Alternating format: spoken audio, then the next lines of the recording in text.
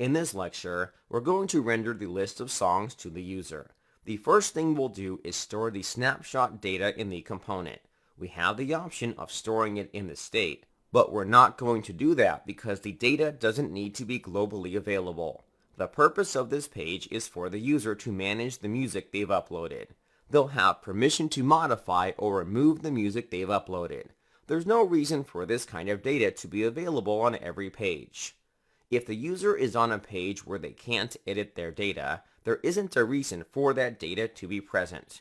It takes up room and space on the machine.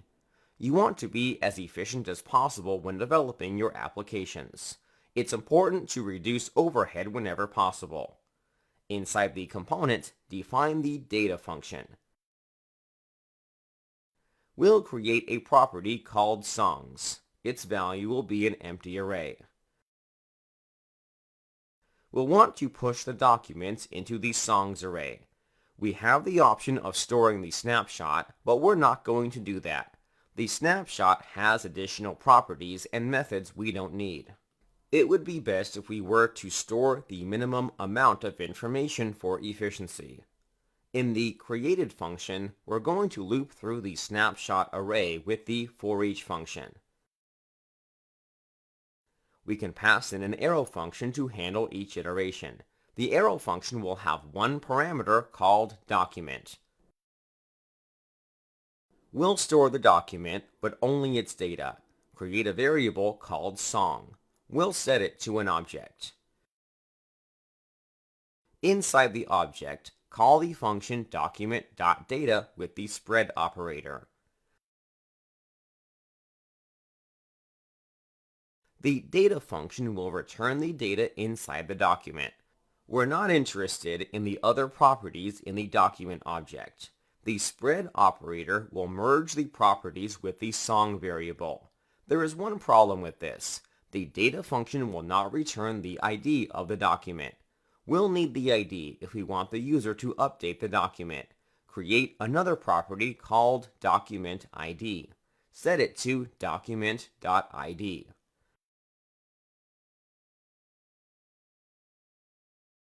It's important we store the ID because we'll allow the user to edit the song in a future lecture. The ID will make sure we update the correct document when the user submits their changes.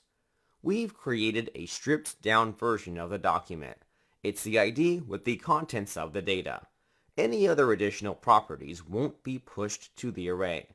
The last thing we'll do is push the song object into the songs array with the push method.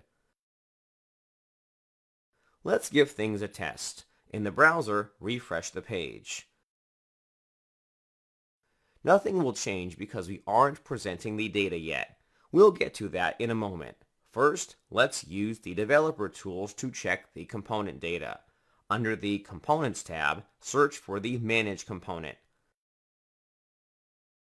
Listed under the Data category, we'll find the Songs array filled with the songs from Firebase. We've successfully retrieved and stored the song data. Before we move on to the next step, let's test if filtering works. At the moment, we're being returned all the songs because we're the only ones that have been uploading music. We aren't entirely sure if the filtering works. We can test the filtering by modifying one of the songs in the database. You don't have to do this, but I want to show you that we're receiving filtered results. Switch to the Firebase console. In the database, I'll view one of these song documents. I'm going to modify the UID property slightly. After making that change, I'll refresh the page.